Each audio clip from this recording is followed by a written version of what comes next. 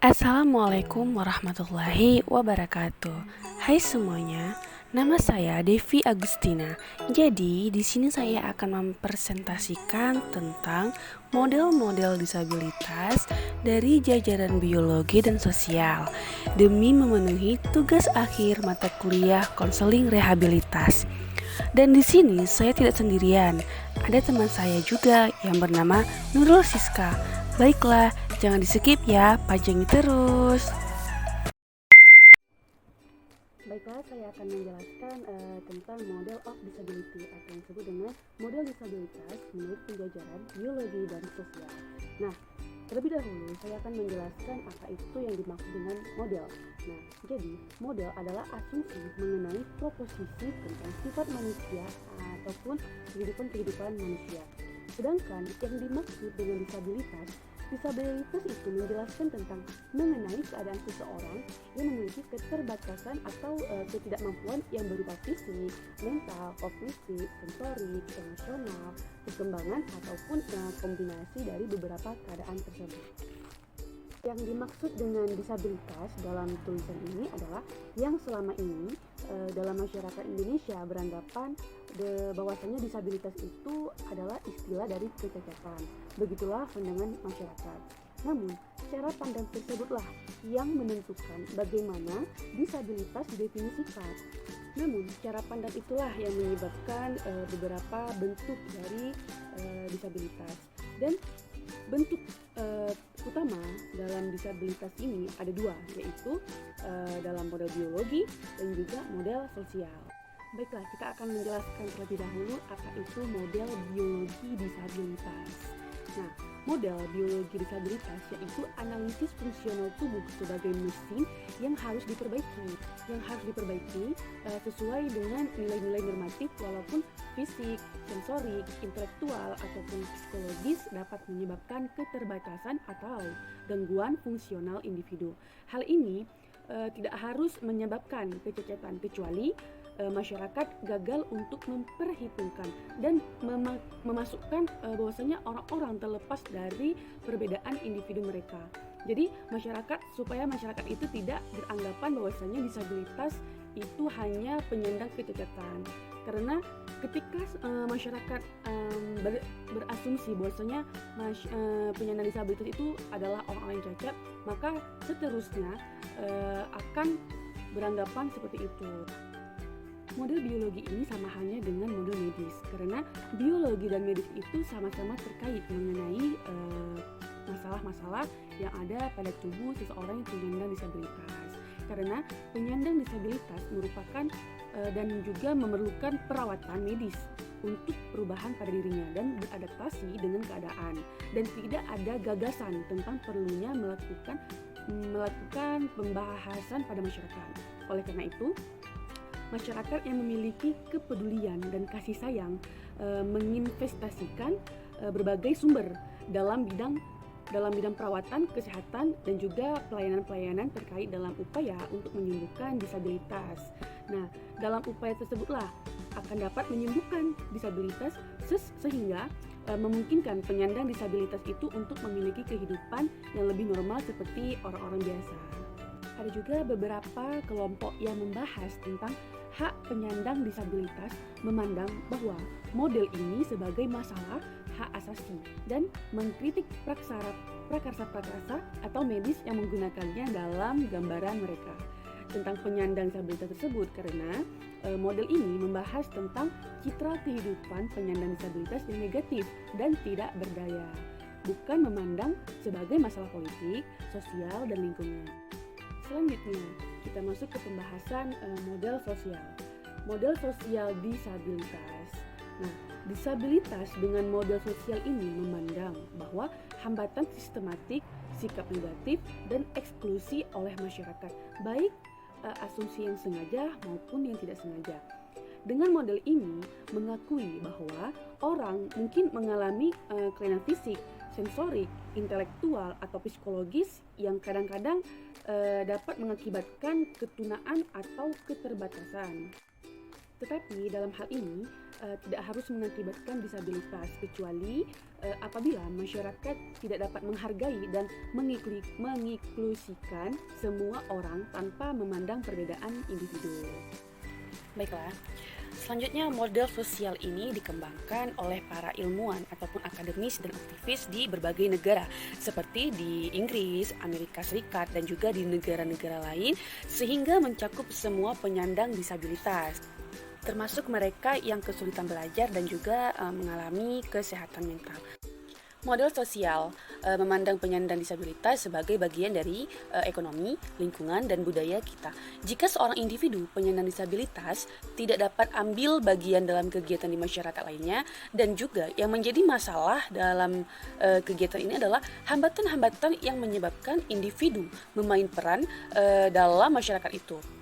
Salah satu contoh sederhana adalah tentang seorang pengguna kursi roda yang mengalami hambatan mobilitas.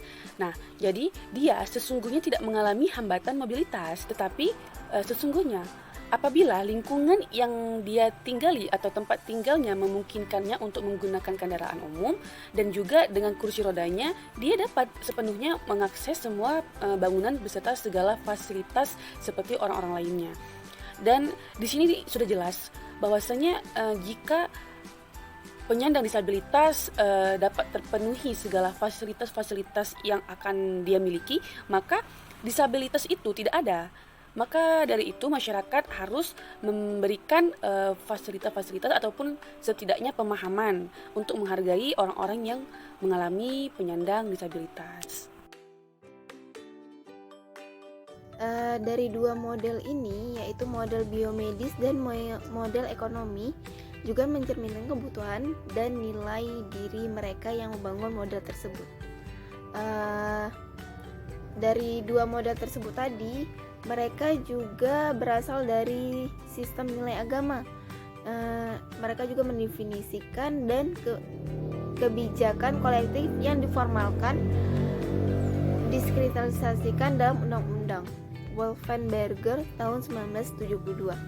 Nah, Hans juga mengatakan pada tahun 1988 itu mereka yang berkuasa membangun model termasuk definisi dan diagnosis, kemudian merancang dan menerapkan kebijakan dan hukum berdasarkan model ini. Nah, Albert tahun 1981 dan David tahun 1997 itu mengatakan orang yang memiliki kekuatan dan sumber daya untuk mendefinisikan disabilitas dan menentukan jenis layanan jika ada yang diterima penyandang disabilitas. Nah, orang-orang yang berkuasa paling sering mereka yang tidak memiliki disabilitas mendefinisikan pengalaman disabilitas dan mengembangkan mekanisme untuk merespon. Contohnya itu sebagian besar pencabutan hak dan menganalisasi penyandang disabilitas telah disahkan dan ditegakkan dengan kepatuhan dan kepercayaan pada model biomedis disabilitas. G. Model disabilitas menentukan disiplin akademik yang mana belajar dan pelajari tentang penyandang disabilitas. Di masa lalu itu disabilitas dianggap semata-mata sebagai fenomena medis dan biologis, dan karena itu hanya sekolah kedokteran yang mengajarkan tentang disabilitas. Karena disabilitas itu tidak dipandang sebagai perhatian atau tanggung jawab sosial. Hanya sedikit masalah disabilitas yang diajarkan dalam ilmu-ilmu sosial seperti psikologi, sosiologi, atau kerjaan sosial. Nah, penyandang disabilitas tidak terlihat di sebagian besar perguruan tinggi dan program universitas juga.